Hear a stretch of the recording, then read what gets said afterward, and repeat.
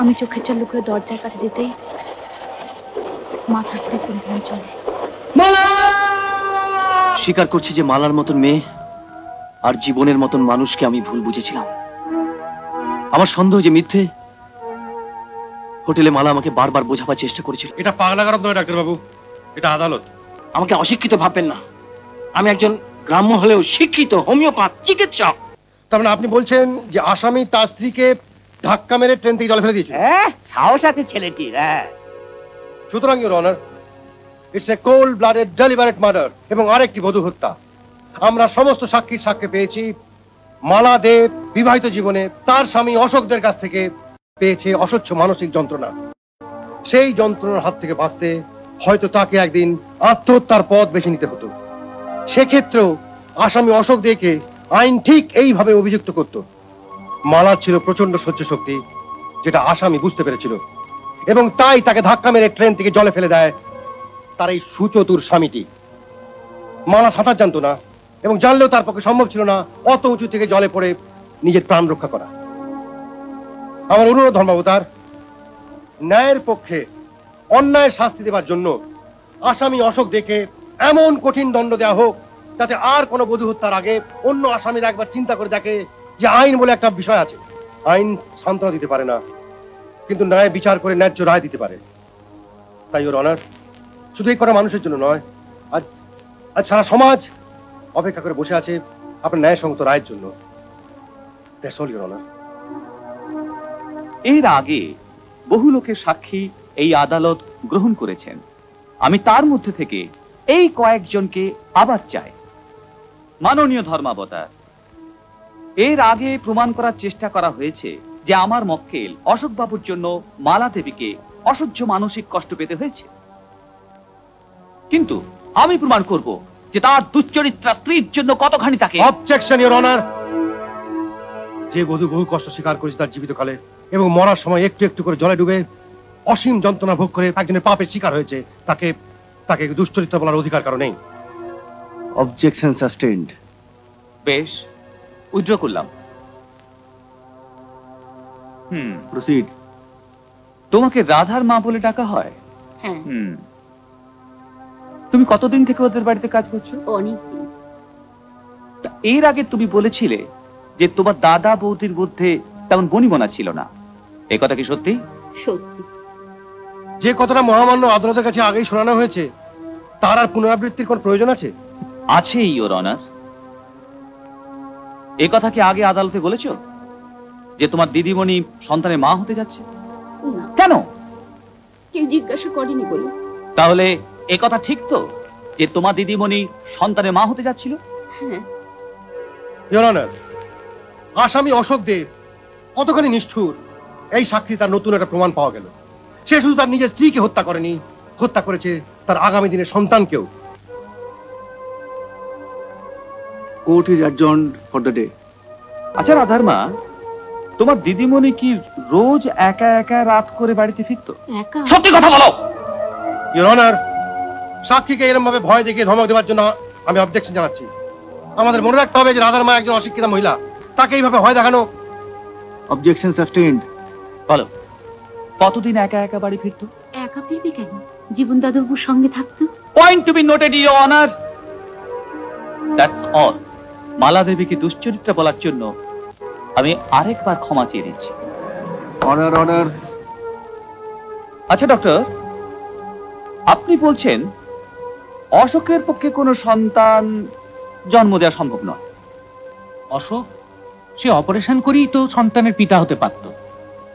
হতে পারতেন, কিন্তু বর্তমানে বাবা হবার কোনো ক্ষমতা নেই, তাই না?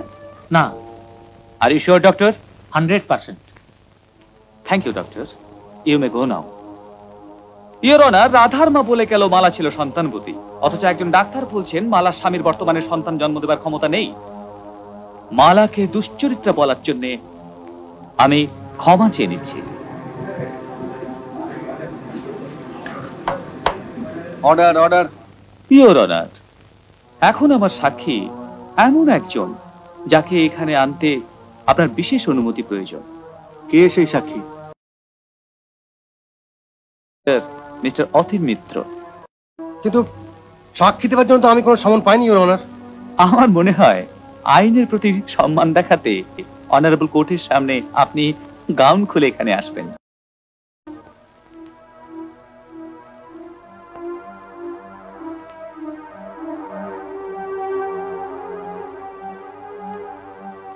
যা বলিব সত্য বলিব, সত্য বই মিথ্যা বলিব না। ওয়েল, মালা দেবী আপনার কে হন? অবান্তর প্রশ্ন। আমার প্রশ্নের উত্তর পেলাম না। মালা দেবী আপনার কে হন? বোন। একমাত্র বোন? হ্যাঁ। বোনকে আপনি কতখানি ভালোবাসেন? ভালোবাসি আর কতখানি ভালোবাসি এর উত্তর হয় না। এটা বুঝতে গেলে যে প্রশ্ন করছে তার নিজের একটা বোন থাকা দরকার। দরকার বাবার মৃত্যুর পর একমাত্র আদরের বোনকে বাবার মমতা আর বড় ভাইয়ের স্নেহ দিয়ে ছোট্ট থেকে মানুষ করা।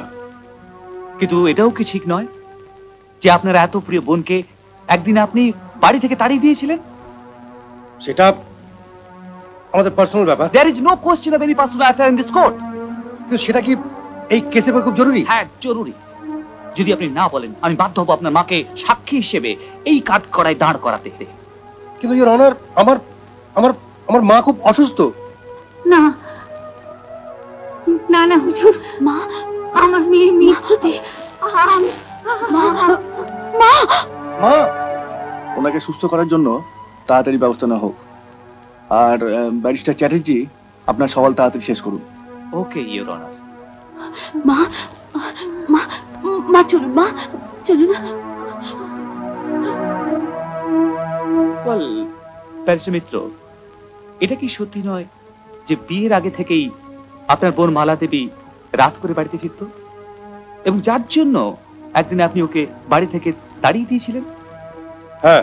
বাড়ি থেকে বেরিয়ে গিয়ে সেই রাত্রে জীবন বাবুর ঘরে আপনার বোন ছিলেন? হ্যাঁ, শুনেছি। শুনেছি নয় ব্যারিস্টার মিত্র, এটাই ঘটনা।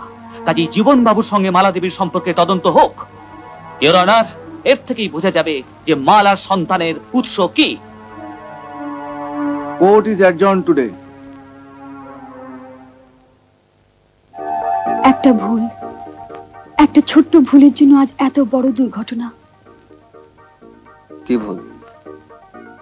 সেটা দরকার হলে আমি কোর্টে বলবো। কিন্তু জীবন, তুমি কি বিশ্বাস করো অশোক মালাকে খুন করেছে?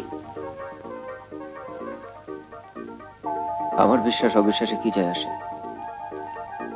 যদি বা মালার ডেড বডি পাওয়া যায়নি, কিন্তু সাক্ষী প্রমাণে বলছে যে মালা।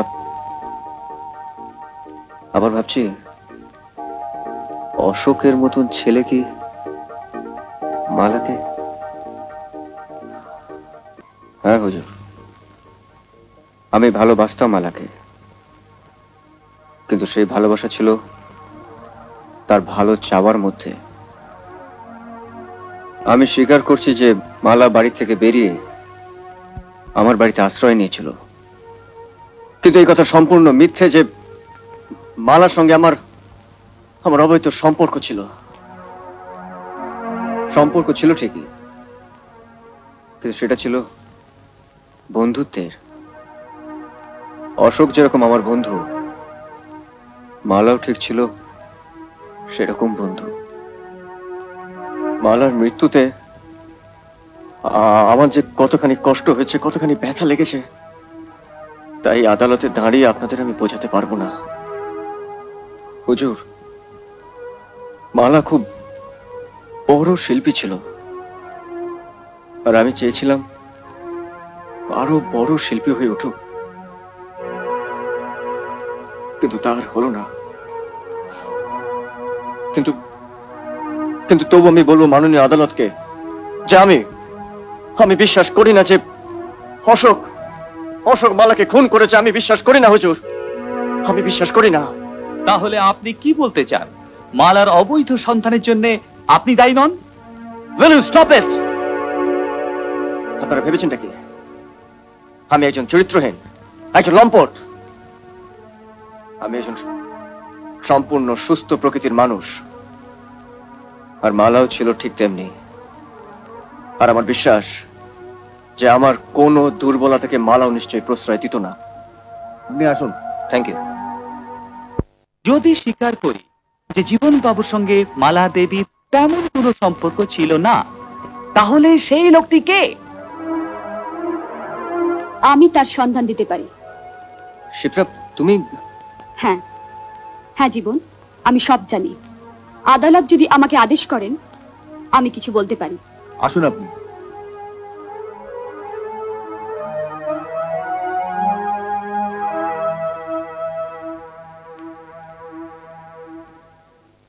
যাহা বলিব সত্য বলিব, সত্য বিনা মিথ্যা বলিব না। বলুন, কি বলবেন? মালা চেয়েছিল আমাদের গ্রুপ আরো বড় হোক। নাচের মধ্যে সে ডুবে থাকতে চেয়েছিল, কিন্তু বাধা হয়ে দাঁড়াচ্ছিল অশোকবাবুর সন্তান কামনা। নাচ আর সংসার সবসময় একসঙ্গে চালানো যায় না। এটা ভেবে সে কিছুদিনের জন্য সাংসারিক পরিস্থিতি এড়িয়ে যাবার জন্য সে মিথ্যে কথা বলেছিল। মিলন, কি মিথ্যা কথা? মালা একদিন গল্পের ছলে আমাকে বলেছিল, ভাবছে একটা মিথ্যে চালে দিলে হয় না? মিথ্যে? হ্যাঁ, যদি বলি আমি মা হতে চলেছি, তাহলে কি আইডিয়াটা কেমন? কিন্তু মালা, এতে প্রচন্ড রিস্ক আছে। মিথ্যে কখনো চাপা থাকে না, এতে অনেক ক্ষতি হতে পারে। শোগুলোকে ম্যানেজ করবা, তারপর দেখা যাবে। সুতরাং মালা যে সন্তানবতী, এটা সম্পূর্ণ মিথ্যে, সম্পূর্ণ মিথ্যে মিলর্ড। সুতরাং ধর্মাবতার, আর কি কোনো প্রমাণের প্রয়োজন আছে? কোনো প্রয়োজন আছে যে এই আসামি অশোকদের প্রতি করুণা করার? কোনো দ্বিধা আছে যে মিথ্যে প্রতিহিংসার বশবর্তী হয়ে ও মালাকে খুন করেনি? কোনো দ্বিধা নেই। আমি বলছি, কোনো দ্বিধা নেই। মালা আজ বেঁচে নেই। ইওর অনার, আমি আমার দোষ স্বীকার করছি। স্বীকার করছি যে মালার মতন মেয়ে আর জীবনের মতন মানুষকে আমি ভুল বুঝেছিলাম। আমার সন্দেহ যে মিথ্যে। হোটেলে মালা আমাকে বারবার বোঝাবার চেষ্টা করেছিল, কিন্তু আমি বুঝতে চাইনি। দিল্লির গ্রিন রুম থেকে হোটেল, হোটেল থেকে ট্রেন, মালা অনেক আমাকে মিনতি করেছিল, কিন্তু আমি কান্দিনি। একটা ছোট্ট ভুলের জন্য, একটা মিথ্যের জন্য যে অভিশাপ আমার জীবনে নেমে এসেছে, তার জন্য আমি অনুতপ্ত। ইওর অনার, তার জন্য আমি জীবন ভিক্ষে চাইব না। মালার যেভাবে মৃত্যু হোক, তার জন্য আমি দোষী। আপনি আমাকে যে শাস্তি দেবেন, সে শাস্তি আমি মাথা পেতে নেব। তাহলে ইওর অনার, আমার শেষ প্রশ্ন, মালা দেবীর ডেড বডি কোথায়? আমি জানি, আমি জানি হুজুর। ইওর অনার, ইনি একজন সাজানো লোক, একে আদালত থেকে বার করে দেয়া হোক। না না, আমায় বার করে দেবেন না হুজুর, আমায় বার করে দেবেন না। আমি অনেক দূর গাঁ থেকে ছুটে আসছি হুজুর, ছুটে আসছি ওই খবর কাগজ দেখে। আমি মালা দেবীর দেহ দেখেছি হুজুর, আমি দেখেছি। ইওর অনার, আমার মনে হয় এই লোকটিকে বলার সুযোগ দেওয়া হোক, কারণ এর কাছ থেকে আমরা মালার ডেড বডির সন্ধান পেতে পারি। হ্যাঁ হ্যাঁ উকিল সাহেব, আমায় অনেক খবর দিতে পারবো, অনেক খবর দিতে পারবো। আমায় হুজুরের কাছে যেতে দিন, আমায় বলতে দিন, নইলে সব গোলমাল হয়ে যাবে। ওকে সাক্ষীর কাঠগড়া নিয়ে আসা হোক। পেন না হুজুর, পেন না। নমস্কার, নমস্কার, নমস্কার। গীতা স্পর্শ করে শপথ করুন, যাহা বলিব সত্য বলিব, সত্য বিনা মিথ্যা বলিব না। না না, মিথ্যে বলবো না, মিথ্যে বলবো না। মিথ্যে বলার জন্য অত দূর থেকে ট্রেন ভাড়া খরচ করে আমি ছুটে আসিনি। বলুন আপনি কে? আমি আমি আমাদের গ্রামের এই সামান্য ঘুমেবার ডাক্তার। আগে হ্যাঁ, ওই গ্রামের গরিব দুঃখীদের ওই অসুখ বিসুখে আমি আমার সাধ্য মতো চিকিৎসা করি। একদিন হুজুর ওই রুগী দেখে আমি নদীর ধার দিয়ে সাইকেল নিয়ে আমি আসছি। হঠাৎ দেখি নদীর ধারে অনেক লোকের ভিড়। তারা সবাই ডাকলো, ডাক্তার বাবু এদিকে একটু আসুন তো। কি রে, কি হয়েছে? এত ভিড় কিসে? জটে লাগানো। এখন আসুন না। দাঁড়া, আসি। দেখি সর সর সর সর। এই ধর ধর ধর ধর ধর। আরে পালিয়ে চল না।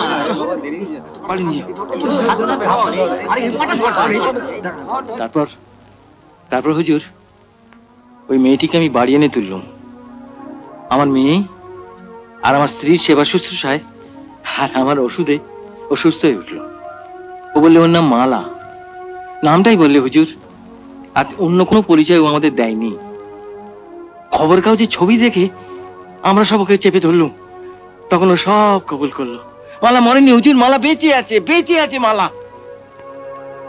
এটা পাগলাগারদ নয় ডাক্তারবাবু, এটা আদালত। জানি জানি উকিল বাবু, জানি এটা আদালত। আমাকে অশিক্ষিত ভাববেন না।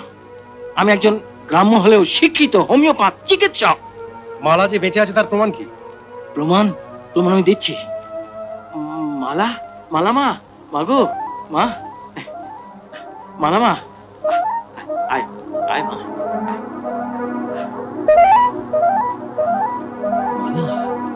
মালা, আমি জানতাম জীবন, মালা মরতে পারে না।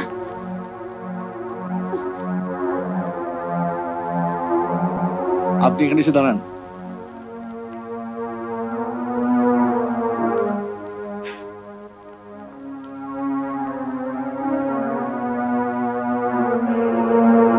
আপনার নাম?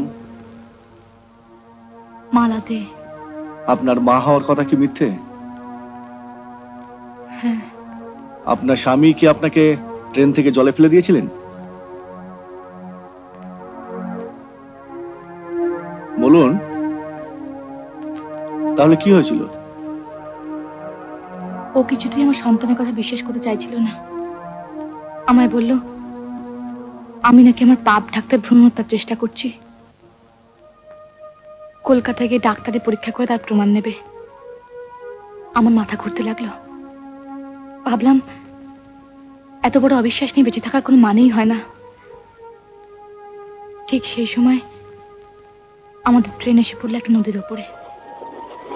আমি চোখের জল লুকিয়ে দরজার কাছে যেতেই মাথা ঘুরে পড়ে গেলাম চলে।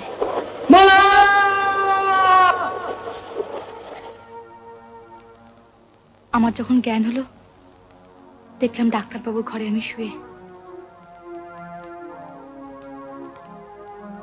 আমার স্বামী নির্দোষ। মিথ্যে কথা বলে আমি অন্যায় করেছি। ওই পরিস্থিতিতে পড়লে যে কোনো স্বামী তার স্ত্রীকে সন্দেহ করতে পারত হুজুর। এই কদিনের এই মামলার আমি এখানে ইতি টানছি।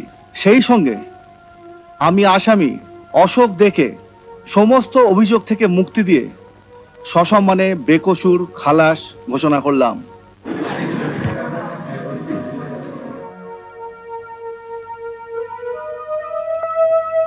তুমি আমি ক্ষমা করে জীবন। আমি তোমায় মিথ্যে সন্দেহ করেছিলাম। অশোক, তুমি আমাকে ক্ষমা করো। হয়তো আমিও তোমাকে ভুল বুঝেছিলাম। এসো। কোথায়? বাড়ি এসো।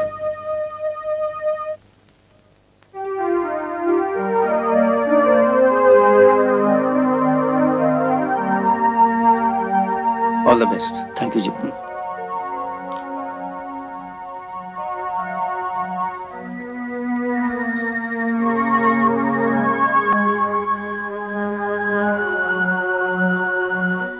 তোমাতে আমাতে সোহাগে শোনাতে এসেছি মেলাতে আজ।